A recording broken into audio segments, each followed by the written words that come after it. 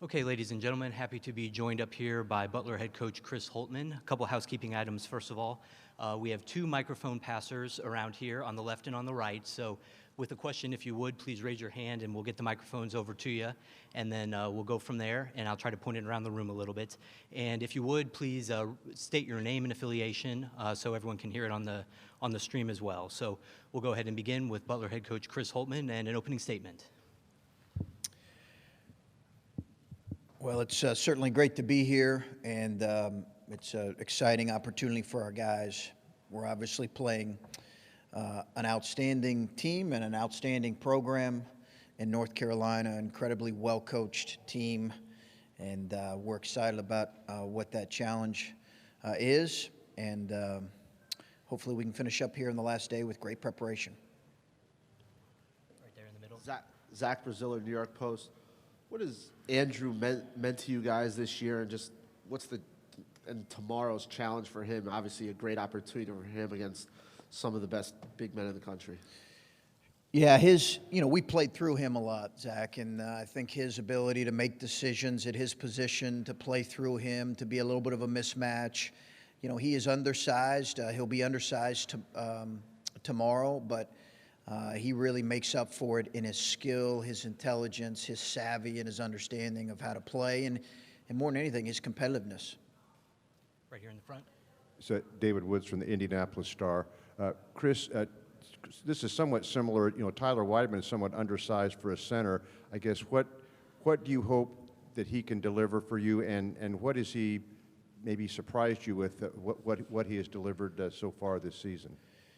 I think Tyler's best when he's playing with great motor, and when he doesn't, when he can really struggle, and his motor is going to be challenged tomorrow because of how intentional they are about playing through the post. He's going to have to really defend. We're going to have to defend the post great together. But I've always said about Tyler's very bright. He really understands playing to win. And not everybody does. And he's a tough kid. He wants Butler to win. And I've been really pleased with his gradual progress as a player. Over here on Coach, the right. right here. Jarvis Greer, WMC Memphis. Welcome to Memphis, first of all. You have a former Memphis Tiger on your team, and Avery Woodson. Tell us what it was like him transitioning into your program and what he's meant to your team. I know he had a big smile on his face when he got off the bus. And arrived here, had a huge smile on his face. He loves being back here. He is a terrific kid. He's an adult. He's a terrific young man, and he's been so important for our team. When we recruited Avery, I've said this story multiple times, that we recruited him and called him, and he didn't answer. He texted back, said, "I'm fishing. I can't answer. I'll call you back when I'm done fishing." And he said, I want to play on a team that's going to play in the NCAA tournament. You guys have done that the last 2 years. You have a history of that. And I said, well, if you believe what people are writing, we may not get there this year. And I said, we may not. We may not. But you would certainly help that cause of getting back to the tournament. I said, I can't make you any promises, but you would help. And it was a condensed recruiting period, but a very intense recruitment for a fifth-year young man. It was a lot of time and effort, and he's been such a great addition. Chris, Kent Spencer, WHAS 11 in Louisville, Kentucky. Could you just describe in words what Keelan Martin means to your program? He's been, he's had an incredible last stretch here. He was obviously an all-conference player in the Big East. He's had an impact really from day one, from the moment he arrived on campus, with his ability to score the ball at a really high level. And, I've said he's gifted in that area. He can just really score the ball. We've really challenged him to grow other aspects of his game.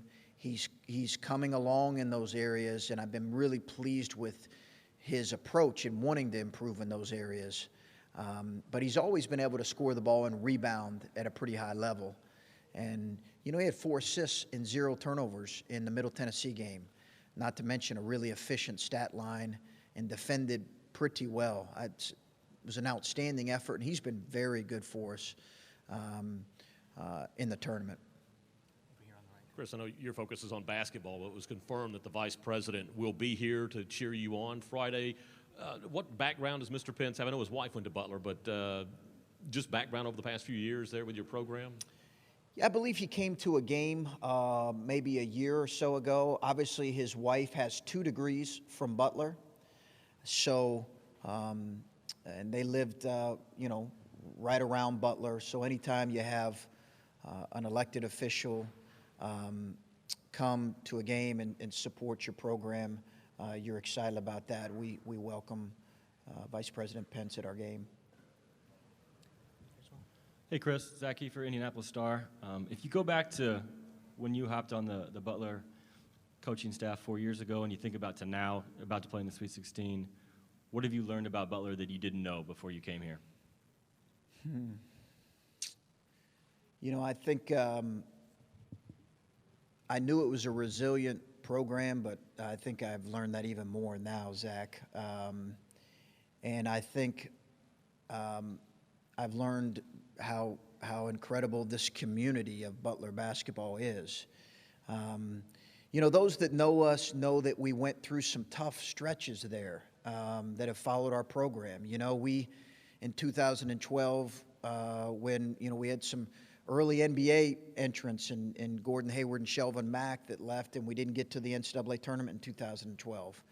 And then we didn't get to the NCAA tournament in 2014, our first year in the Big East, and had a losing season for the first time in, I think, 10 to 12 years. And there were a number of people who were questioning, was the move to the Big East a good one? Was it the right one? Was it timely? As we went into our interim situation in 2015, we weren't expected to be in the tournament that year. So people were saying 3 out of the last 4 years haven't been to the tournament. So there were some really tough moments, and I think what came out of that was a reminder to me that the core values and core principles that have helped Butler achieve success, that my athletic director, Barry Collier, 20, 25 years ago, began to implement, have allowed us to be resilient and tough and come out of some tough stretches. And then secondly, of your win over Middle Tennessee last week, you said it burned you up when you heard about some commentators saying that Butler had no chance to win. I'm expecting a lot of people to say the same thing going in tomorrow. To that, you would say what? Wait and see. Wait and see. And I think with that particular moment, you didn't have to look hard for us in that, people ask, where did you see that? You didn't have to look hard for see people picking middle over us. And it did bother me because I felt like in a lot of ways our players weren't getting the credit they deserve. We're playing a number 1 seed who can easily win a national championship, who has a Hall of Fame coach and a terrific program. They are elite in everything they do. We are going to have to play very, very well to have a chance to win this thing. And we're going to try to, as we've done, stay in the moment as much as possible. I can't tell you how much I respect the way Coach Williams coaches and the way his program, look at his resume. It's unbelievable. It's unbelievable, his resume. I think between he and I, we have 8 Final Fours, 2 national championships, about 15 Sweet 16s, and a ton of conference championships and over 900 wins. So somebody's going to be really calm come opening tip, and somebody's going to be really nervous. I'll let you figure that out. Down here in the front, and that's probably the last one. Myron Mackey of ESPN. Chris, obviously it's a 40-minute game, but how important is it for your team to really match their physicality and their aggression, especially in the paint, in the first 10 minutes or so of that game? Yeah, it's important, Myron. I think it's really important. That's what they do. They're bread and butter. I've said they're almost like the old Lombardi, Green Bay Packers, that play they used to run where they said, hey, here's what it is, come stop us. And that's really, I think they do what they do, and they do it in such an exceptional way, and they say, come stop us. and it's a lot easier said than done. We're going to have to be really physical. We're going to have to be really smart in how we play, because they're a tough-minded group, and they're really intentional about the way they want to play. You know, some teams will deviate from how they don't. You know, they come at you in transition, they come at you through the post, they come at you on the glass, and they say, come stop us. Coach, thank you very much, and we'll go ahead and continue next with the Butler student athletes. Okay, thank you.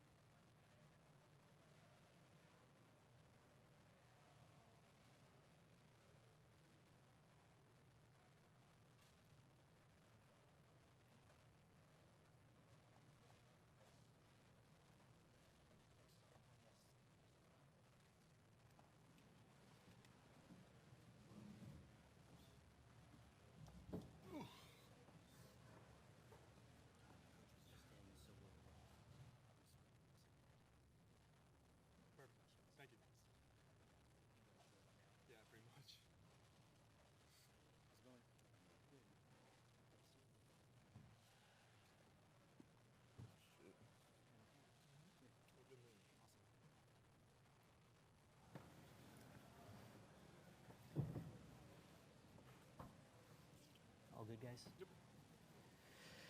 Okay, everyone, we're happy to be joined by Butler student athletes Andrew Schrabis, Avery Woodson, and Keelan Martin. And again, just raise your hand if you would and grab a microphone and state your name and affiliation, and we'll go ahead and open to questions. Right there in the back. Zach Brazil, New York Post. Andrew, what do you, for you personally, you're going to go up against two of the best big men in the country, guys who are highly rated, kind of very different from you. How much are you looking forward to this challenge, and what kind of problems do you think you present to their bigs? So yeah, no, we have a lot of respect for their big men and UNC altogether. We know they're a very, very tough team. Big thing we have to do with them is keep them off the glass, limit their easy opportunities in transition, and just anything close to the basket. And then offensively, I mean, we just have to space them out as much as possible, keep them moving. I mean, the big thing right now is making sure they're just not standing in the paint waiting for help side D. So yeah, no, we have a great game plan going in, so we're just ready for the challenge. Hey, Andrew. Zach for Indy Star. Over here to your right. Go back to your committal to Butler 4 years ago. I mean, at the end of the day, this is why you committed, right? To playing games like this. Did you ever worry that that wouldn't happen? Honestly, no, because when I was getting recruited here, I knew the tradition they had of playing in this time of the year. We were close the past 2 years, a couple possessions here and there, and then we're in this weekend again. But no, I'm very excited to be here and up for the challenge come Friday. Over here on the left now, guys. Fred Calgill with WLKY-TV, the CBS affiliate in Louisville for Keelan. Keelan, talk about your season a little bit. You've obviously had tremendous success, and this magical run, is it all you dreamed of? And were you overlooked by Louisville and Kentucky, or how did that fit into the whole recruiting thing? I was never looked at by Louisville and Kentucky. You know, Butler came in the mix around my junior year, and it just felt like home when I came on a visit. And this is why I came here, for these type of moments. Like Andrew said, you know, I haven't reached the Sweet 16 since I've been here, and you know, it's an incredible feeling. But we can't get satisfied with it now. We want to keep succeeding. We'll go middle first, and then over here on the right. It was Tri-State defender. Avery, how does it feel to be back at home in the FedEx Forum? It feels great, but at the end of the day, we're here to take care of business. Over here on the right now, guys. Avery, again, Peter Fleischer, Fox 13 Memphis. Good to see you back in town. Good to see you. What was it like for you going through the decision making to leave Memphis, and obviously here in the Sweet 16 you've had a great season. Is it fair to say that you made the right decision for yourself? Any decision I make, is a decision I wanted to make, and I always feel like, I make the right decisions because I pray on it. And leaving Memphis wasn't an easy thing to do. I have a lot of love for this city and the people in it. And any decision I make, I know I'm backed by God, so I don't really worry about it. Over here on the right, guys. Andrew, Jeffrey Wright from WMFS. When you look at North Carolina, so much of their success is predicated on success on the offensive glass. For you personally, how do you go about addressing that challenge? Try to make, like I said, try to make it as difficult as possible for them to get the rebounds. I mean, a lot of their offense, the bigs are just floating around the basket. So just having early contact with them and just making sure the guards are going to be huge this game for rebounding. Like I said, Hicks and Meeks, I mean, just making sure they're not getting as many of them, just doing whatever it takes, being very physical with them. That's going to be huge for us. And like I said, the guards stepping up and getting some rebounds will be big time. Far left over here. Ken Spencer, WHAS 11 in Louisville, Kentucky. This question's for Keelan. From Ballard High School to now, how much have you grown as a person and as a player? A lot. Coming into college, all I thought about was just myself. Just scoring, and then I kind of realized that this is a team thing, and without your team, you can't go far. But this year's been successful for our team. We had a bunch of ups and downs in conference play, but we overcame those and then just stuck together. And now we're here together in this thing, and we're here to finish it off. Back middle over here, and then we'll go to Jarvis. Zach Brazil, New York Post. Andrew, downstairs I asked you a little bit about your relationship with Chris Herron. You said he helped you a lot off the court. How did he help you off the court? I mean, everyone knows his story. I'm not saying that I had any issues with that, but just making sure, avoiding that type of stuff. His family's been tremendous for me. Just if I ever had just a night where I'm not doing anything, he would just have me over and I just hang out with his family. So just keeping me on the straight and narrow, making sure I stayed focused on my ultimate goal of playing in Division I basketball. And like I said, he's been a tremendous helper in my entire life. Over here on the right, guys. Hey, Avery Jarvis Greer, WMC Memphis. How you doing? All right. Hey, good. Listen, when Coach Holtman said he put out the call to recruit you, you said, hey, look, I'm fishing right now. Tell me a little bit about that, and then can you compare a little bit and contrast what it's like for you at Butler now to your time at Memphis? Yeah, when they first called me, I was actually fishing with one of my friends that live here in Memphis, and I looked at the phone and it had a 317 area code that said Indianapolis, Indiana, and I thought about it. I was like, well, that could be Butler, but I was fishing, so obviously I'm not going to answer the phone. So, but the process went well. When I finally got in contact with him, I got a chance to visit in jail with the team and the coaches, and I felt like that was the right decision to make. And everybody keeps wanting me to contrast and compare Butler and Memphis, but I can't. It's like eating barbecue and comparing barbecue and Olive Garden. You can't do it. It's two totally different things. Anything else for these guys today? Okay, gentlemen, thank you very much. Thank you. Yep. And we'll continue up next with the North Carolina student athletes in a few minutes.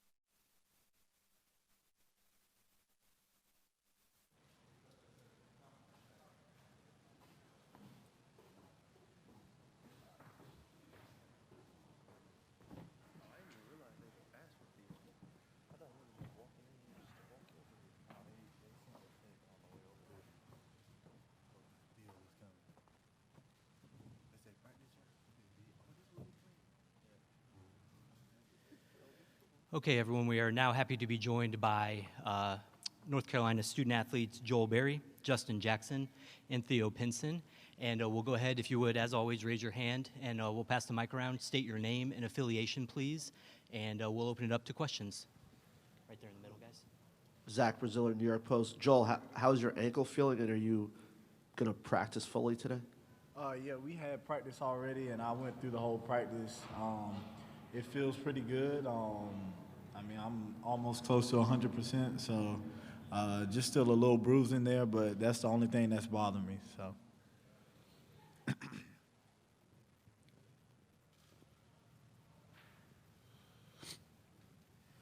Up here in the front, Myron. Myron Metcalf, ESPN. For Joel and Theo, when you watch them on film, what's the biggest challenge you think that Butler poses to you all? First thing, they are very disciplined. We played them my freshman year, very physical game. They don't make many mistakes, so it's sort of like a Virginia game. They play very disciplined on the defensive end. Yeah, I would say the same thing. They just play hard. That's the biggest thing. They do the little things like 50-50 balls, being there to take charges, just play solid defense, and they don't try to do anything outside of what they can't do, and they're just sound and disciplined. So.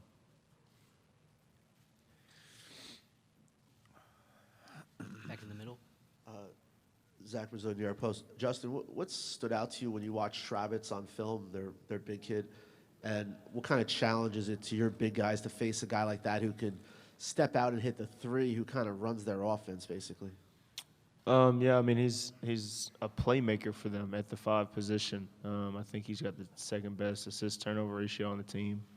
So, you know, for us, we worked on a couple things, but it's just, you know, trying to sit down and stop him. He can do a bunch of different things in the post, out on the perimeter. He can step out and hit the 3. So, you know, we have to make a real effort of trying to sit down and just try to be there wherever he is. Guys on the far right over there.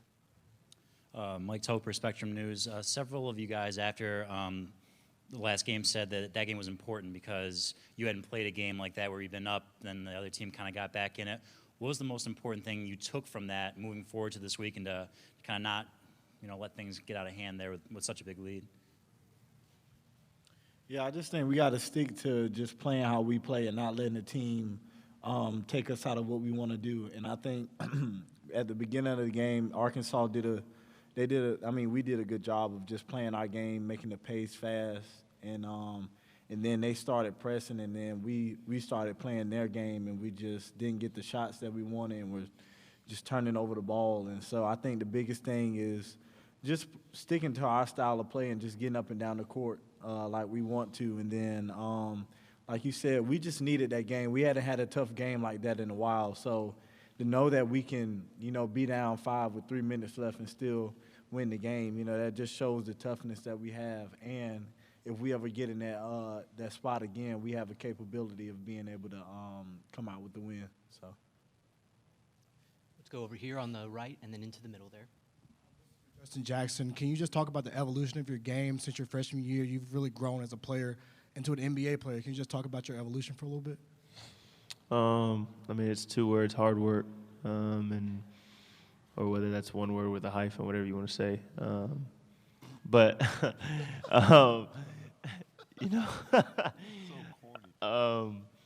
but yeah, I mean, it's just all the time that I put in the gym.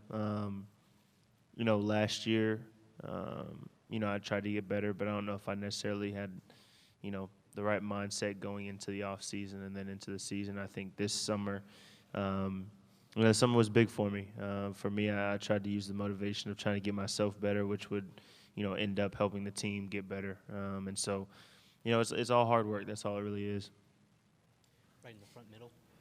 This is for Joel. John Varlas from the Commercial Appeal of Memphis. Joel, I know you guys can only control what you do, but you guys are the last ACC team standing. I mean, you compete with those guys week in and week out. I mean, are you guys surprised to be in this position as the representative for your great conference?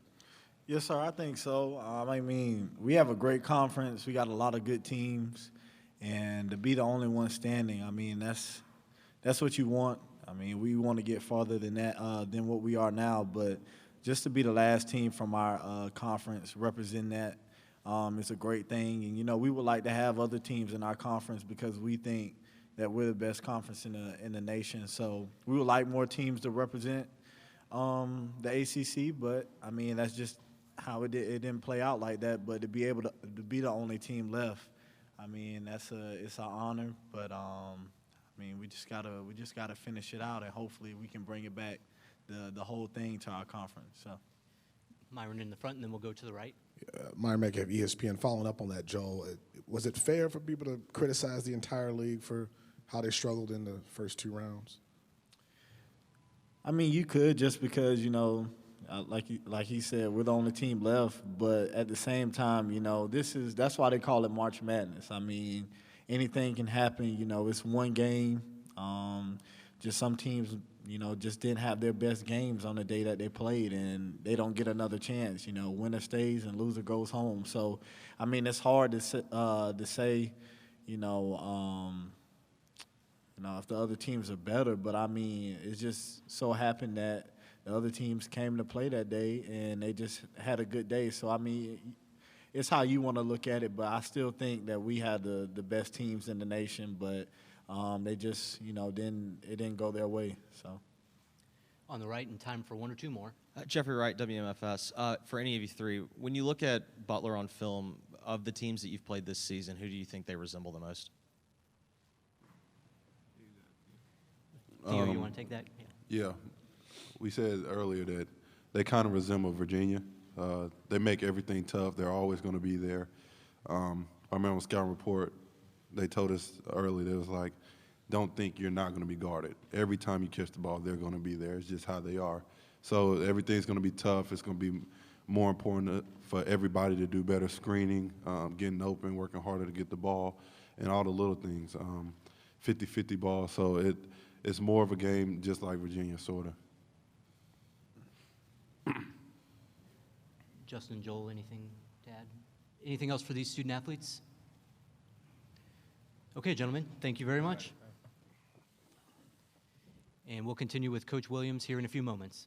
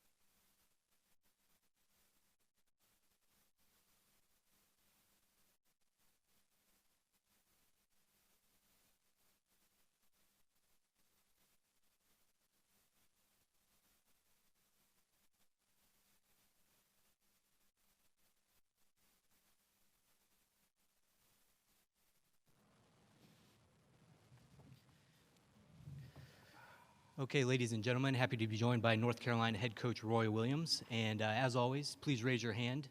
We'll pass the microphone around, state your name and affiliation, and ask your question. And we will go ahead and begin with an opening statement by Coach Williams. Okay, opening statements are pretty easy. Every coach says we're happy to be here, happy to still be playing and coaching. Memphis is one of my favorite places, and we've already practiced today. We'll go out there on the court and do some shooting, but had a decent practice, and we're excited about playing. And a guy last night said, man, what a great regional. I said, North Carolina, UCLA, and Kentucky, and he paused, and I said, and Butler. You know, we're 0-2 against those guys, so they're pretty doggone good too, but we're happy to be here. Over here on the right, Coach. Hey, Coach Jarvis Greer, WMC Memphis. Welcome back to town. Thank you. You said this is one of your favorite places. What makes this one of your favorite places? And I think the last time you were here, you took off and won the national championship. Well, that's one of the reasons, yes. Not that I'm superstitious at all, but no, I came here probably in the mid to late 70s, recruiting several times. I stumbled into Rendezvous, and I found the best ribs I'd found anywhere in the country, so I love the Rendezvous. We've recruited kids here. They love the golf courses, love the people, love the music. 2009, we had a nice run. It got us to a Final Four, so I just like the town a great deal, and the way I'm always treated. The people are so nice. So, but yes, the regional tournament in 2009 was a very big part of that. Coach, Devin Walker from NCAA.com. This is your 17th trip to the Sweet 16 or further. Do these things ever get old for you? No, you know, I'm greedy. I'd like to go all the time. It doesn't happen that way, but you got a new group of kids. Their enthusiasm is sort of infectious, and they seem to act like and say that I've got a great deal of enthusiasm for doing it, but I don't think it ever gets old. And the fact that you do it nowadays in college basketball, your roster changes over pretty frequently, and we just have a lot of guys back from last year's team, but lost Joel, James, Marcus, and Bryce. But these kids are very enthusiastic and very hungry to try to continue playing. Front left over here. Nancy Armour with USA Today. Roy, you mentioned the strength of this regional. Can you remember one that's had, not just the strength of these teams, but the history? You've got the 3 teams that have the most NCAA titles, I believe. You know, the glamour names are there, yes. I think that's probably a little different. I've been in regionals before, I think, where we'd have 1, 2, 3, and 4. I've been in the Final Fours where we had 3 1s, so I've seen that. But as you say there, with the names that are here with North Carolina, Kentucky, UCLA, the number of championships, the number of wins, it does make it a little unusual. But I happen to think right now Butler's better than any of them. That's the team we're getting ready to play. But it's pretty impressive. Back middle, Coach. Yeah. Zach Brazil, New York Post. You They mentioned got you on the back row now, kicked you off the front row, huh? That's right, yeah. You mentioned Kentucky and UCLA. I know you're obviously focused on your game, but there's a lot of hype about that game. Is there any part of you that's kind of looking forward to watching those teams play? You know, it's the kind of thing you would probably expect the answer that I'm going to give you, but it's really true. I haven't spent 1 second on any tape of UCLA or 1 second on any tape of Kentucky. I think I'd be a bad guy and a stupid guy if I did that kind of thing. Butler, as I said, they've played us twice in the last 5 years and beaten us both times, so they've got my attention, to say the least. Now, if you're talking about just watching a game as a fan, darn right, I'd like to watch that game, but I'd like to watch it a heck of a lot more if I've got a really big interest in who would be playing. There's no question. Up here in the front with Myron, Coach. Myron Metcalf, ESPN. The ACC looked like the strongest conference throughout the regular season. Your team's the last team standing. What's the proper way to assess the ACC this season with the results in the early rounds? You know, I don't think you can compare. You know, last year, this time, I think, I read it somewhere. I guess you guys should tell me I can believe everything I read in print, but I think last year we were 16-1 coming into this weekend, and now we're 7-8. I firmly believe that last year we were a really big-time conference, but we didn't show it during the regular season, and we did show it during the tournament. 4 teams in the Elite 8, 2 in the Final 4. This year, I was convinced we were by far the best league, but we haven't shown it in the tournament. I don't know if either one of them are the only way to gauge, but it's a very, very strenuous schedule. It's exhausting trying to play in the ACC with 15 Playing those 18 games is it's a marathon, but you have to sprint through it. I think the ACC is still the best league. Anything that happens in the tournament, I don't think that last year I didn't think that made us the best league. I thought we were the best, but again, some pretty knowledgeable people had our league ranked as third or fourth, I think, last year, and they're pretty knowledgeable people. But this year they had us ranked first, but we haven't proven it in this tournament. That's the bottom line. Back right over there, Coach. Hi, Coach here. Once again, Jarvis Greer, WMC Memphis. Coming into this year with a lot of the same guys that played in the national championship game last year, did you sense a hunger from these guys to get back to that final game? Well, the most inadequate feeling you can ever have as a coach, and I had the highest level of inadequate feeling last year. What was I supposed to say to my team in the locker room after Chris Jenkins made that shot? It won the national championship, and it's just like somebody reached in your chest and pulled your heart out and shook it right in front of your face and taunted you. There was nothing that I could say that would remove the pain that those kids felt and our staff felt, but I told them to would hope one thing they could get out of it would be use that as fuel, as motivation to work extremely hard on your game over the summer and try to become the best individual player you could be, and in hopes that when practice started we could be the best team. I think it did drive them for some of their work in the off season, but it doesn't get you any extra points. You still got to go out and play. It is a situation where we've got several kids, but the leaders of our team last year were Marcus and Bryce, and they were our two best players, and they're playing for a living right now. But I do think they used it as motivation, and if it works, then we'll talk about it, and if it doesn't work, we'll just say, well, it didn't work. Back row on the left side, Coach, and then up here. Yes, Coach. David Woods from the Indianapolis Star. Butler's bigs, Tyler Weidman and Andrew Schrabish, have pretty much been undersized all year, and they will be against your team. What do you see from them on film that allows them to to be effective? Pronounce his last name again, because I've heard 14 different ways. Andrew Schrabish. Travis? Schrabish. Schrabish. That's close. Can I call him Andrew? Okay. He's pretty daggum impressive. He gets that ball and they clear out one side of the lane. He bangs and he bangs and he turns to his left shoulder and shoots it in. There's nothing you can do about it. And he has over 100 assists. I think particularly him, he just makes the other guys much more effective. And Weidman, I've never seen a more appropriate name than Weidman. So in the post, Kennedy's not very tall, but Kennedy's wide also. But they do present problems for us. I mean, they have three guys, I think, that scored 17, 7, and 4 against us 2 years ago when they beat us. And one of them doesn't even start, but he's their leading scorer. But their big guys do some things out on the floor that take away some of the advantages we have when they're on offense. And we're having to guard them out there. And I'm hopeful that at the same time, maybe some of the advantages we have will be when they're trying to guard us inside. But they're a fun team to watch. I mean, they really are. Chris has done just a magnificent job with them. They don't beat themselves. They're as a coach, they're really a fun team to watch, and except when you're getting ready to play them. Down here in the front on the right, and then a couple more lined up. Scott Casiola, New York Times. Roy, last year, when you actually physically cut the nets, I think you had a small mishap. Mm-hmm. What specifically happened, and if you have that opportunity again this year, will you take any precautions? If we get the chance to cut down the net, I won't give a flip if I cut my finger halfway off again, that kind of thing. I'd take that. Last year, it's pretty well documented. I've got some vertigo issues, and I was up there on the ladder, and I felt like it started moving a little bit as I was trying to cut the net, and I missed the net and cut my finger.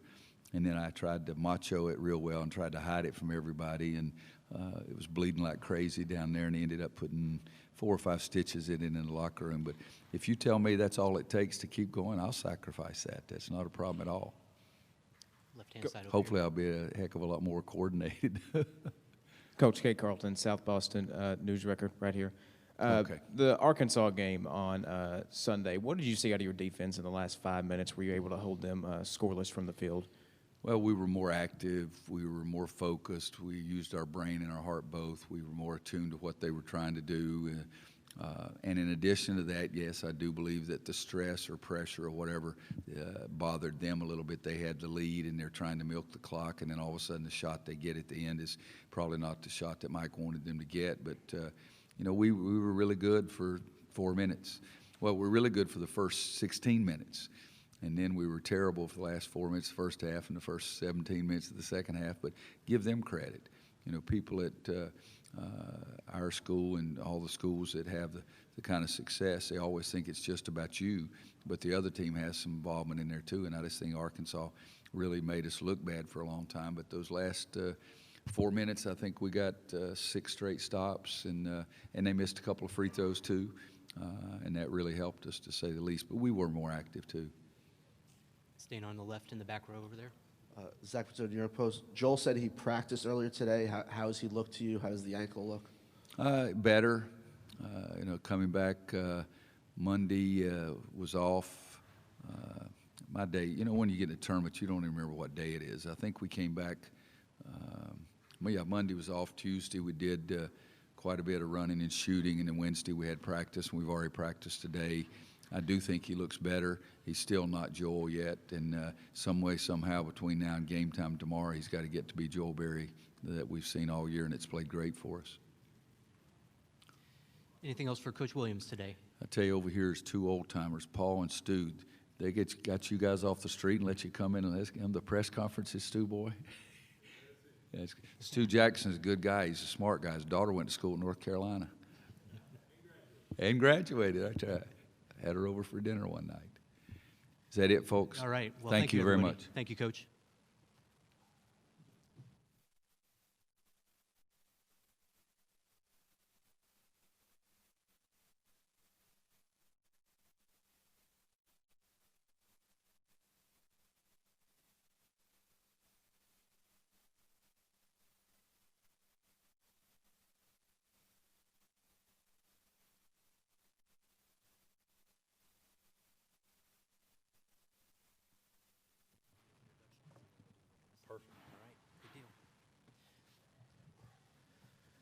Okay, ladies and gentlemen, happy to be joined by UCLA head coach Steve Alford. And as always, if you would, please raise your hand with a question. We'll pass the microphone around and then state your name and affiliation.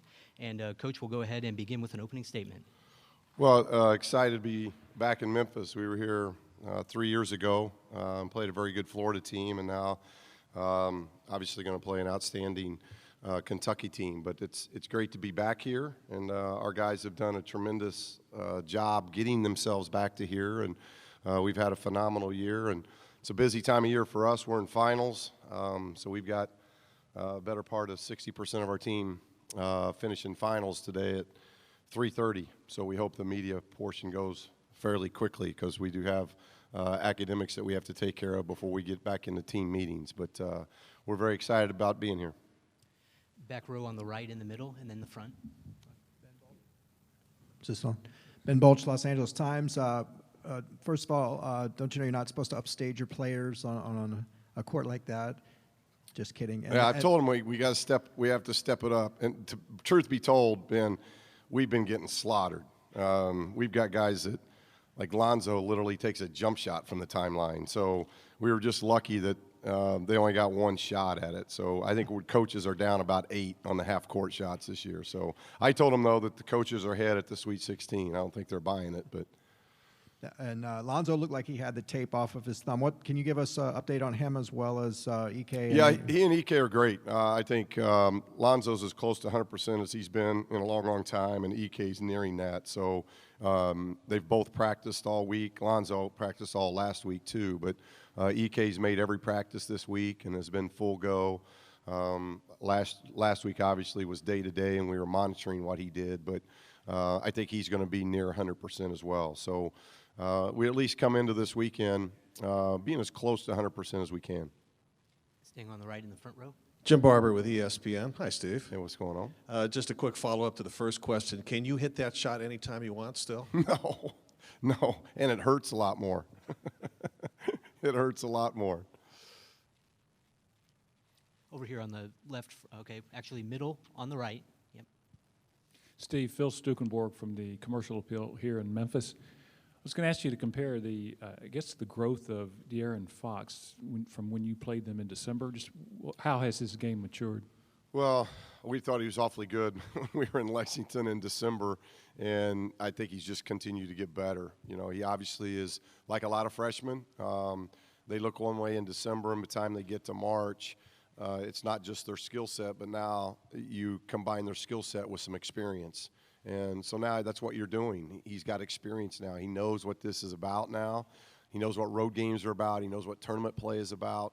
But he's just such an elite skill set as a ball handler, and his speed and quickness to get by people, you just don't see very often. So he's like a lot of them that are elite like he is. As they get older, it seems like they just get better. And he's one of those guys that he looks a lot better now than what he did in December, and we had an awful lot of respect for him in December. He had a very good game against us in December. Front row on the left over here, Coach. Steve Meyer, Metcalf, ESPN. How much different is your team from that first matchup? Yeah, it's a good question, Myron. I think both of our teams are better. I think when you look at the December game, we had 18 turnovers. I'm sure Cal was probably disappointed with some things that his team did in that game as well. I just think we're better. They've won 13 straight. I think we've won 12 out of 13 or 13 out of 14, if I'm not mistaken. So you've got two teams that have really settled into their identity of being up-tempo, fast-paced, very skilled players that are playing the game at a fast pace and making decisions. I've always said it. It's one thing to play up-tempo. It's another thing to be able to play up-tempo and yet under control. We had 9 turnovers in the first 2 rounds of the NCAA tournament. That's unheard of, playing as fast as we want to play. And that's going to be a big key in tomorrow's game as well. I don't think we're going to feel very good if we've turned it over 18 times like we did in December.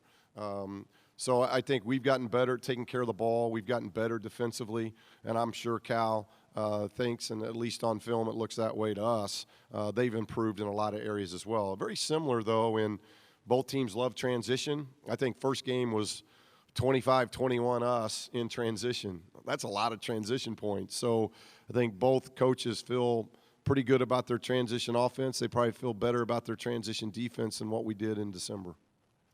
Staying on the left, Coach. Steve, Nancy Armour from USA Today. When you look at that matchup, or when the bracket was released and you saw that you guys could play Kentucky in this round, what were your thoughts? And just even looking forward, you've also got North Carolina here too. What's that say about the strength of this regional? Yeah, I think more than, initially you only look at that first bracket, and because I've been doing this long enough that you start looking ahead at different brackets and what region you're in and those type of things, you end up not even getting to that point. So we really focused on that bracket. Now, obviously, as coaches, you start looking ahead and you start, okay, what region are we in? And we saw that we're in the South, and that if we were fortunate enough to get to the regional round, there was a good opportunity. We're going to be seeing Kentucky and the likes of North Carolina, and then obviously Butler has a tremendous culture. And so when you look at this region, I think it's the only region that went chalk, and 1, 2, 3, 4. So it's obviously there's opinions and arguments, but we feel like this is obviously the toughest region. And you're going to have to play probably not just good basketball, but you're going to have to play very good basketball, because all 4 of these teams are very capable of advancing to the Final Four. Over to the far right, Coach, and then 2 lined up on the left. Okay, Coach. Hi, Jarvis Greer, WMC Memphis. Welcome to town. And first of all, you talked about De'Aaron Fox being a great player and a freshman. You've got one yourself that everybody's looking at. What is it like as a coach to coach a guy like that, and how do you guys kind of mind meld to try to get what you want done on the court? Well, I've been fortunate. I've been doing this long enough that I've had a lot of special players, a lot of great players that I've been able to coach and be around. Zoe's just one of those elite guys that not only does he have a phenomenal skill set, but he said it after our game against Cincinnati that he felt like he had a good feel, and I interrupted him in the press conference and said, no, you have a great feel. I mean, it's one of those, I've had very few times in a 26-year career where I've actually taken a pause in games and said, hey, what do you think? Because I trust him that much, that he has such an unbelievable feel to the game. It's like, what do you want? What do you want to do defensively here? What do you want to do offensively? So that trust factor from coach to your point guard is at a really high level. and he's a teammate. It goes all the way back to like the McDonald's All-American game. You had guys, Josh Jackson, you had several guys after that were interviewed saying, who wouldn't want to play with that guy? And our guys, top to bottom, would tell you the same thing. He's just a tremendous teammate to play with because he thinks teammate first.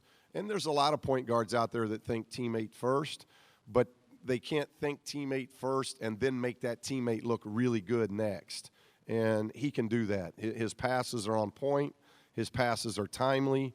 And then his shots that he takes, he's got a really good feel on when to go to his three ball and when to go to the rim. And he's really improved defensively with his activity as the season has gone along. So they don't come around very often, especially at 6'6", long, athletic, running the point. I think he's just a very special talent, and a lot of that goes not just because of his skill set, but because of how smart he is. He's a very smart basketball player. We got 3 more lined up, and that'll be all for Coach today, right here in the middle first. Hey, Steve. Mark Bradley from the Atlanta Journal and Constitution. There aren't a lot of regionals ever where North Carolina Butler would be the kind of the opening game of the night. But as someone who grew up in Indiana, played at Indiana, played Kentucky on a regular basis, and now works where you work, right. Something about the UCLA Kentucky thing has kind of a special sizzle to it. Is that the way you see it, or are we seeing too much into Well, the neat thing is you've got the 2 programs that have the most national titles in UCLA and Kentucky. So, and I give Cal that credit. He reached out to me, it had to be 3 years ago, when we got into the Champions Classic with Carolina, with Ohio State, Kentucky, and ourselves. And we've kind of been doing a round robin for 3 years, and that'll start up again next year in 3 different cities than what we've had the previous 3. So we've continued that. And when he called me about that, he also talked about a home and home.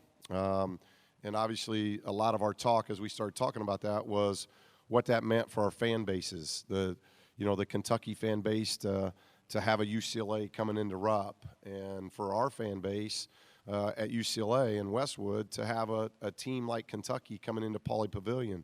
So it just seemed like a great matchup of 2 blue bloods that have had tradition like no other long before I was at UCLA or even Cal was at Kentucky. So I appreciate him reaching out and agreeing to do it because I think it's been a really good series, if anything, for our fans. And now here we are in another neutral setting. We've done the neutral setting in Chicago, which I'd just soon forget.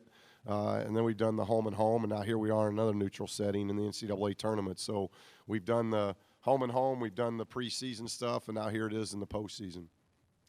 Left corner. Fred Calgill, WLKY-TV in Louisville. When you think of Adebayo, Fox, and Monk, what are the first things that come to mind? Elite. Elite. I mean, they're top of the food chain, and we've got great respect. And it obviously starts there. It doesn't finish there because they've got other components of their team that make them very, very special. But, with Bam, you've got an elite center, great athletic ability that can beat you in a lot of ways. He's averaging 14-14 in the tournament. You've got Fox, who can break down just about any defense that he's gone against. And Monk is one of the most prolific scorers in our game today. So those 3 are very special. They're very elite. And those are 3 of the reasons. There's many more reasons, but those are 3 very good reasons why they're in the position they're in. Last question up here in the front on the right. Clay Fowler, LA Daily News. Steve, on top of the chance to make it to the Elite Eight, knowing that your son and Isaac are graduating and Lonzo and maybe others are leaving, how does that affect the importance of a game like tomorrow to you? Yeah, it's one of those things where you almost don't want to think about it just because I've said it all along. I love this team. The character of this team has been phenomenal. The blending of the vets with the new guys has been a lot of fun to see that happen all the way back from the summer and months when we were getting ready. It's just been a fun team, and we've just had so much fun, not just in games and winning games, but our practices, shoot-arounds like this, bus rides with Zoe playing his music, trying to get Tommy Welsh's One Country music in, having conversations like that on the bus, TJ Leaf trying to get a date with Taylor Swift. It's just been a fun team. And so when you're a part of that, you don't ever want it to end. And so there's an urgency one, as coaches in preparation, but then as a team, you want to relax them too so that they don't feel it. But we were here 3 years ago with a very good team, and Bryce was a freshman. We were talking about that today in our shoot-around, before our shoot-around. He's the only one from that team because Isaac was ineligible to travel with us that year. So Bryce and Isaac have been a part of a lot of things for us, and we appreciate everything that they've built. So you want them as seniors as well as this team to try to continue to play and do this as much as we can because we have so much fun. Coach, thank you very much. I Thanks, appreciate everybody. it. Thank you very much. Next up will be the UCLA student-athletes here momentarily. Thanks.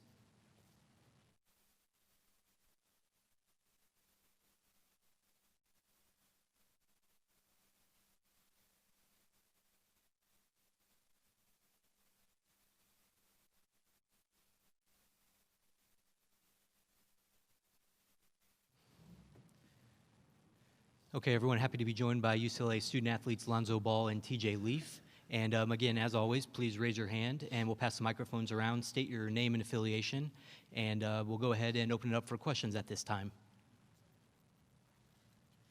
Guys over here on the far right. Hey, guys, welcome to Memphis. Jarvis Greer, WMC Memphis. First, we'll go with Lonzo. Do you put any pressure on yourself any more than what it seems like the whole world is putting on you? Because, Lonzo Ball, greatest player ever, all these things, you're just a freshman, and all that stuff. I mean, how do you feel about that? I just go out there and play basketball. I enjoy playing the game, and I try not to listen to the distractions. Is there anything like the coach says, he sometimes asks you, what do you think on a play? And because he respects your basketball IQ, a little bit about how you develop that and your relationship with Coach Alford and getting things done on the court. I think that's just playing point guard my whole life. So, I see things before they happen and I kind of have a good feel for the game. And then as far as Coach Alford goes, he's a player's coach, and I'll do anything for him. Guys on the far left over here, Tim. Tim Sullivan, Louisville Courier-Journal. For both of you, really, how are you different than when you played Kentucky in December, and how much more sophisticated is your game maybe than it was then? I think we picked up a lot on defense. Our defense is way better than it was back then. And if we want to win, we can't give up 92. TJ, anything on that one? Okay, got it. On the right-hand side over here on the back.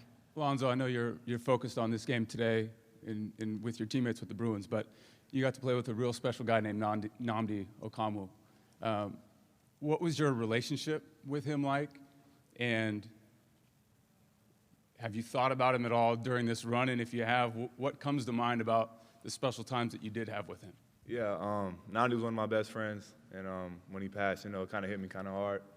And, I pray to God every day and talk to him, but, I just know he's in a better place right now. Just a real quick follow-up on that. How special is this time? He would have played at this level too, and I'm sure you guys spent some awesome times together on the basketball court, but part of you feel like you're playing for not only him, but yourself throughout this tournament? Yeah, man, and he has a little brother, so I talk to him all the time. He plays for Chino Hills, so we stay in touch. He's like a brother to me too, and like I said, I know he's in a better place. He's looking over me, and I'm just trying to make him proud. Over here on the right, Jarvis. Okay, this is for both of you guys.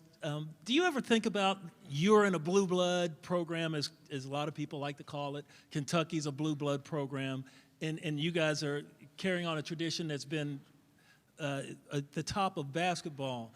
How does it feel playing on a team like UCLA and then playing in a game like this against another program that's storied like yourself? I mean, it's huge. You look at the history for both programs. I mean, just us, for instance, we have 11 national championships. I mean, just that in itself makes it so much more fun of a matchup, I think, because of the history behind both programs and how successful they've both been. Same thing. Obviously they're rich in tradition. We are too. And it's always going to be fun when the two match up. Middle front on the right here. Clay Fowler, LA Daily News. For both of you guys, knowing Coach has never been past the Sweet 16, and knowing, Bryce and Isaac aren't going to be here next year, who knows who else won't be here next year, how much does that add to the importance for you guys to do it for Coach to get him somewhere he's never been? It's very important. You always go out there trying to win, and I don't think there's going to be another team like this in a while. It's a very good team. So I think it's our opportunity, and we got to take it. Yeah, I mean, it's very important. I don't know if it's, just for those guys, but we all want to win every time we step on the court, especially a big matchup like this. We're all very competitive, and we don't even think about losing. We just want to win. So we're just going to go out there and give it our all. Staying on the right there in the middle. Devin Walker for NCAA.com. Lonzo, do you really pick your spots out there? Because it seems like you take over games in the second half. You kind of like play it how you see it in the first half, and you take over in the second half. Is that playing, or you just play it how you go? I try to take what the game gives me. I know when I can get going, and I try to get my teammates going first because I know I can pick it up, when I need to. And it definitely helps when they're on.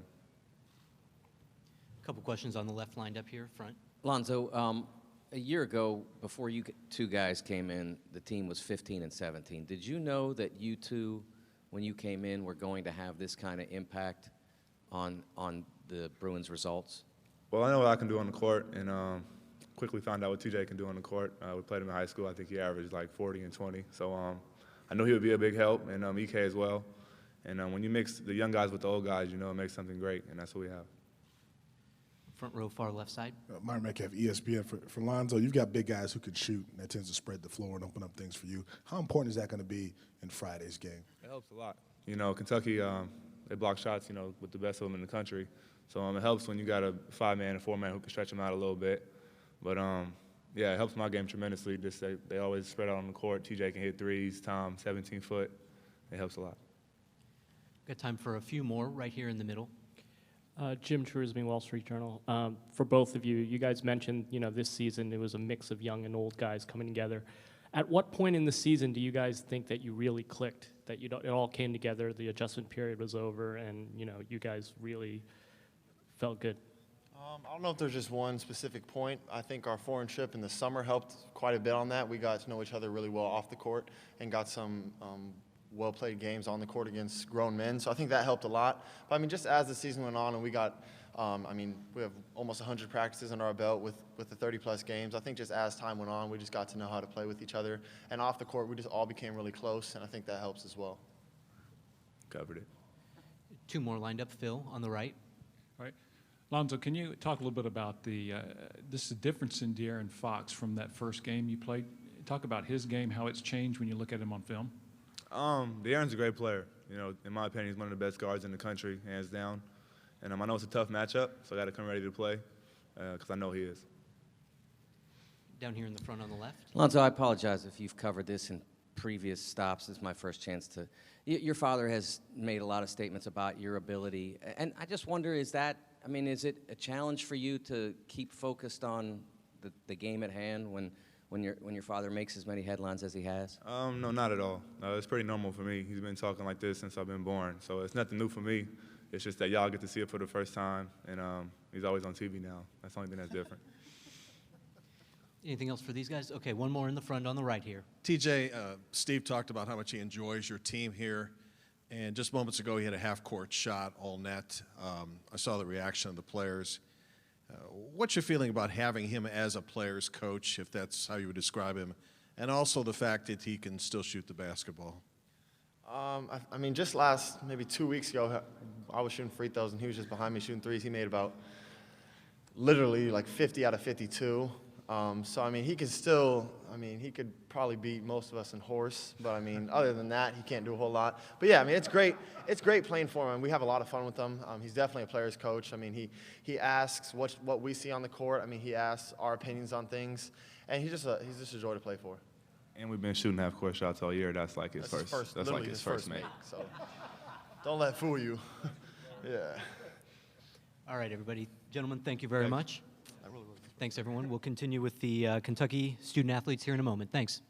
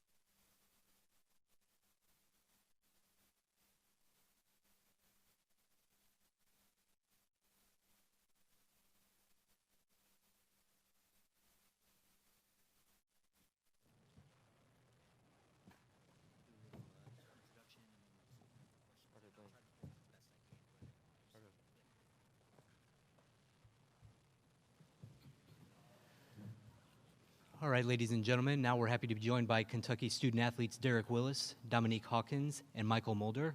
And again, as always, please raise your hand. We'll pass around the microphones. And please state your name and affiliation. And we'll go ahead and open it up to questions. Down here in the front left, Myron. Myron Metcalf, ESPN for Dominique. What's the difference between the Kentucky team that lost to UCLA in December and the team that will face them tomorrow? Yeah, I feel like this team, we definitely focus more on our defense, and our defense has definitely improved. And early on, I feel like we just broke down a lot. And it was early in the season, so you have a lot to change early on. We'll stay on the left over here for Tim, and then we'll go right over here. Tim Sullivan, Louisville Courier-Journal. Derek, what does playing tight tournament games do for you guys, particularly the last game against Wichita State? Do you derive anything that you can use going forward? I think it just started back in the season. Honestly, when people were kind of concerned we wasn't beating teams by 20, 30 points, and we come away with like probably, 6, 10-point, margins, and, not typical, leads we would finish games with, but still I think it just prepared us for the postseason play, and being in the environments, every environment we went and played in was crazy, so it just all prepares for postseason. And I mean, taken away from last weekend, same exact thing. Felt comfortable in the situations, and I think that's just kind of how we've been prepared all season long. So yeah. Okay, down here in the front on the right.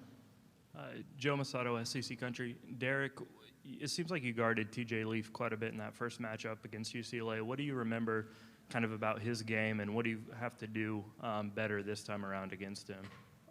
Yeah, I think after the UCLA game, I think back in the fall, whenever we had played him, I kind of I don't want to say I took him for granted. I just didn't know all the things he could do, and he kind of surprised me in a sense. So I feel like we played, sort of similar, and he's a good player. So I mean, we just got to take it how it is, and I feel like we're peaking at the right time. We're playing really well, and a lot of us are playing the best basketball we've ever played. So. It'll be a fun game tomorrow, though. It'll be fun. Way on the right over there, up against the wall. This one's for Derek. Derek, Peter Fleischer, Fox 13 Memphis. Here you go, on your right. Okay, this is kind of an interesting location just for your guys' head coach, for Coach Cal. He spent a lot of time here in Memphis. What's the reception been like for you guys as a team, and how have you enjoyed your experience here the last few days? Reception for us has been, great. I feel like everybody that's, we've passed by have been, smiling, saying congratulations, good luck, all that type stuff. And went out to eat the other night. People was fine there, and obviously in public, everything's been awesome. Honestly, it's just been cool. Yeah.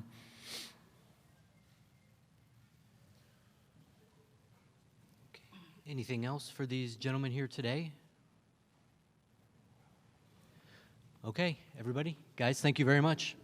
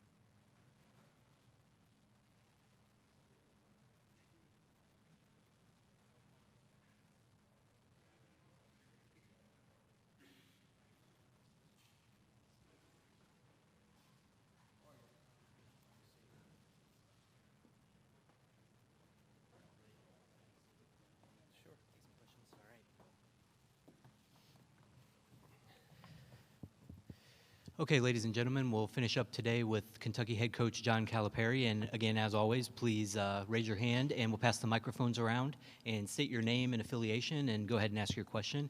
And we'll begin with an opening statement from Coach first. We're excited to still be playing.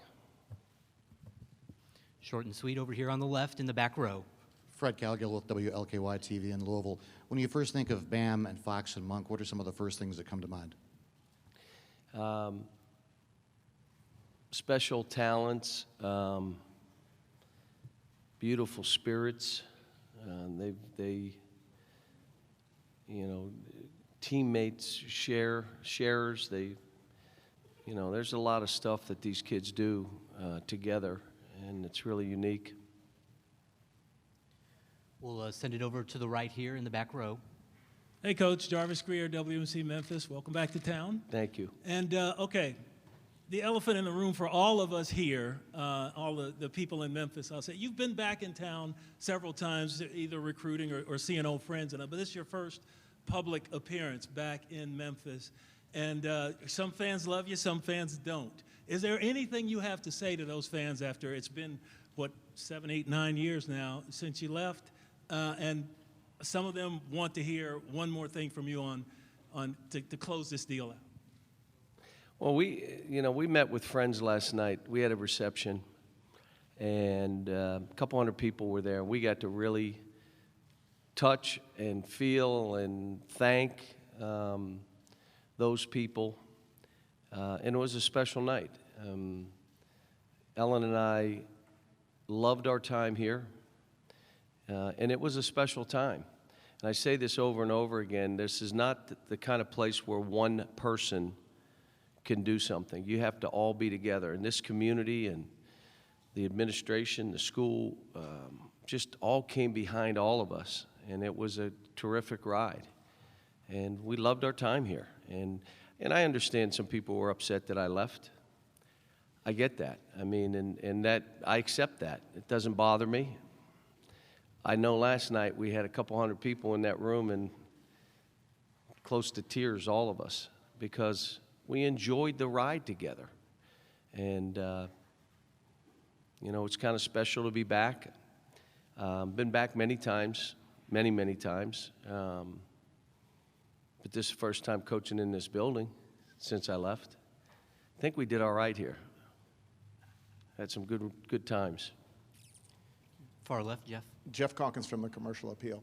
Were you offended at all when the university seemed like they were going to celebrate you last year and then decided not to? Did that bother you at all? No, I was fine. I mean, like I said, we had a good time here, and that was during my enshrinement in the Hall of Fame, and there was not a whole lot that was going to steal my joy. And so it was fine, and I know it was driven by some people, you know, and that's fine. I mean, nothing can take away from the players, the coaches, or any of us, our friends last night, what that ride was about and what it meant. Front row on the right. Mark Wicker, LA Daily News. According to the numbers, this team of yours plays faster than some of the ones in the past. Is that because of the personnel, or is it because of something you emphasize? We've got really fast players, and so you try to play to your strengths. But a lot of people, Mark, have slowed us down. They've not let us play fast. Early in the year, we were playing way faster than we are now. Some of that is because of how people are playing us. I'm not sure UCLA will try to slow you down. Let's go. Let's play to 120. I don't think either one of us are going to change how we play. It's too late in the season. But we've got players that can play fast because they can really run fast. If you can't run fast, you're not playing fast. Left-hand side over here, Tim. Tim Sullivan, Louisville Courier-Journal. John, you've talked at various times about tweaks and reboots and all that, but how much do you add during the course of a season, particularly since the last UCLA game? How much more sophisticated do you play now? Well, we've had to learn to grind it out. We had to change defensively because of how, when you watch that tape, what we were doing. We had to tighten our defense and do some things differently. Offensively, we had to create opportunities that weren't going to be based on solely speed. And in that game, it kind of showed. But it was not only that game. There was a stretch of games, Kansas game and Florida on the road, Tennessee. I mean, there were a bunch of games, Georgia at home. Our season's usually different because, and I think UCLA went through the same thing. Early on, no one really knows you because we're all new. By the middle of the season, they start figuring it out, and they got 15, 18 tapes to look at, and they can say, okay, here's how you have to play them. And I think UCLA went through it when they hit their league. There were some teams that said, okay, this is how you must play them to have a chance to beat them. And that's what happened to us. And then you have to say, as a coach, okay, here's what they're doing to us. What do we have to do? And that's a normal season for us. That's every year that I've been at Kentucky because we've had new teams every year. Got 4 lined up here. First, we'll start here on the right in the front. Joe Masato, SEC Country. John, Derek just said that TJ Leaf sort of surprised him in the first matchup with all that he can do in the different aspects of his game. What do you kind of have to do better against him this time around? Well, he killed us on the backboard, too. One just what he did, but he was more physical than we had expected. He drove the ball more than we expected, and that includes our staff too. Now, again, we knew they were good. We didn't know how good they were, and I think a lot of teams in the country did not realize how good they were, how good their personnel is, how well they play together, how fit they're. More fit. If you don't think they're physical, you're wrong. They're physical, and so they're a terrific basketball team. Back row on the left. Fred Cowgill again, WLKY-TV. Steve Alford talked a lot about the meeting of the Blue Bloods and all that, how grateful he was, how cool it is you guys have a series again. Could you speak to that and why it was important to you? He talked a lot about the fans and how, the 2 programs with the most national championships and all how sexy it is, for lack of a better word. Well, they were one of the first teams that I called when we were trying to put together the CBS Classic. And we figured North Carolina, UCLA, and Kentucky should be on the same field, the same tournament, the same stuff together. Also, the history of both programs. They deserve to play against each other. It's not about proximity. It's that you're talking about 2 programs that are the most national championships, the most wins. I would imagine NCAA appearances. I mean, I can go on and on and on. And Steve and I are friends. I've known him for years, always respected him as a coach and respected him as a man. Know how he is with his family and love seeing his dad. Just love that. His dad, I hate to tell you, his dad looks younger than he looks now after coaching UCLA a few years. My dad looks younger than I look after coaching Kentucky a few years. But I love seeing that. And he and I have known each other, and it's worked out for both. Now, they've gotten the better of us the last few. So maybe worked out better for UCLA than us. On the right there in the middle, and then we'll go to the left over here. Hey, Coach Clay Fowler, LA Daily News. Having freshmen who consistently stay 1 year at your program, but also guys who carry you deep into the tournament and have emotional experiences with, how does that affect your relationship with those guys that it's short? Well, I've heard people say, well, you can't create a relationship with a guy in a year. And all I can tell you is anybody that goes and talks to our NBA guys or any of the players, this is a family. And they're fiercely, fiercely loyal. And John Wall came back, and when he landed, the coach said, I'm back home. DeMarcus Cousins, Anthony, I can just, name any of the 30 guys. But we've had guys stay 3 years, 4 years like these guys. These 3 that were up here will have college degrees. You have guys that stayed 1 year that are coming back to finish up. Will they finish up right away? No. Brandon Knight has 60 college credits of A's. He'll come back when he chooses to come back. Each of these kids have lifetime scholarships. They have lifetime scholarships. If you choose to leave after a year, you can always come back. If you choose to stay 2 years, 3 years, 4 years, we're here for you. This is solely based on them, and that's why the relationships are the way they are. Some people get married after 6 months because they know this person is more about me than himself, and I feel the same. We're getting married, and they're together 50 years. Others, you need 3 years to really start trusting each other. That's fine. But, you know, what we're doing here is right for these kids. I wish I could coach them 4 years. I wish I had think of some of the teams I would have had if we had guys for 4 years. You don't think I want that? Oh, he wants everybody to leave. What are you, crazy? Love them to stay. But I'm not going to ask them to stay for me. And I'm not, you know, when kids choose to leave, it's based on what they want for themselves and their families. Swing it over to the left and then back to Jeff on the right. Jeff Calkins again from the Commercial Appeal. You obviously won a lot of games here. When you walk out there, there's no banner for the last time. And I'm wondering, given that they never proved that the University of Memphis knew anything or that you had anything to do with it, should that banner be hanging here? Have you thought about that? I haven't, but I would say that there's nothing that can take away what that run was about for all of us, including the city. And it was a special time. I mean, special kids. Antonio Anderson last night hit me, and Robert Dozier hit me, and you know, I know Chris Douglas is, you know, it's unfortunate, but I'll tell you what, that was a great run. We got time for 2 more. Jeff, go ahead. Jeff Goodman, ESPN. John, would you have done anything differently with the way you left and kind of the way you handled it or didn't handle it? Well, I had been talked to probably by 6 other universities during my time here, and 3 had offered jobs and a couple I considered. But Kentucky's one that you leave for. It just is. So could I have done, I don't remember the whole, it was 8 years ago. I struggle to remember my players' names. I usually call them by numbers right now. So I don't remember all of it, but there was no intent to offend anybody. It was just, it's Kentucky.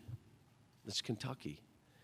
And, you know, at the enshrinement in the Hall of Fame, I wish I would have said something different.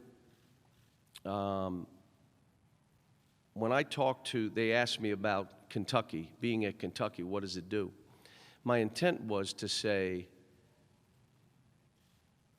the Power Five, to be able to be in those leagues, in that's what the advantage is. And I can't remember exactly how I said it. I think I said something about a little table, and everybody became offended. And they could have been offended at UMass. But I didn't mean a program. This program in UMass became #1 in the country. Both of them, #1 in the country. What I meant was the Power Five advantage, if you've coached in any other league, is enormous. You must play a non-conference schedule if you're a non-Power Five. That's off the chain. You must win every league game. You got to scratch and claw and do whatever to be significant. If you lose a league game, ask Gonzaga. All of a sudden they're saying Gonzaga shouldn't be a 1. Gonzaga is an outstanding team. They lose 1 game and you're like, well, they're not that good. That's what I meant. Never meant to offend. And at that time, the question was about what has Kentucky done for you? And we were in a Power Five. It gave you a chance to do what all these other teams have done over the years. Finish up with 1 more on the left here. Nancy Armour with USA Today Sports. John, you talked about the matchup with UCLA. Would you have expected to see them at this stage of the tournament? And, you know, what kind of a draw do you think this is for fans, the 2 of you guys plus Kentucky here? They had a kind of season that you know, if they hadn't lost in the tournament, their league tournament, I thought they were going to be a 1 seed. But I'm not going to get into the seeds over the years, but I can remember all of them. And if you asked me about them, I could tell you the disadvantage of a higher seed playing in California against UCLA. I remember that one too. I remember a higher seed playing in Houston and playing Texas. In Houston, I remember a higher seed playing Texas A&M in San Antonio. I remember being an 8 seed and having to play Wichita State. I'll remember all of them. Playing this game is kind of how it played out. And I will say, I thought the committee this year, because they were more transparent, it was the least arguments that we've ever had in the last 8 years that I can remember. So I would tell them to be more transparent and keep being transparent. Talk about league tournaments before they're played. What is the significance of a league tournament this year? Tell us all. The S-curve, so that we all know. We can all see it. We can do an S-curve. I mean, the more transparency, the less arguments, the less. It's about the games. This thing right here, other than I'm in Memphis, and I knew I would get some Memphis questions, this is about two unbelievably talented teams. That's what this is. And people are going to watch this game, not because I'm coaching and not because I came back to Memphis and not because Steve's coaching. They're going to watch it because this is a talented two teams, both teams. And it should be a lot of fun. Thank Coach, you. Thank you very much. Thanks, everyone.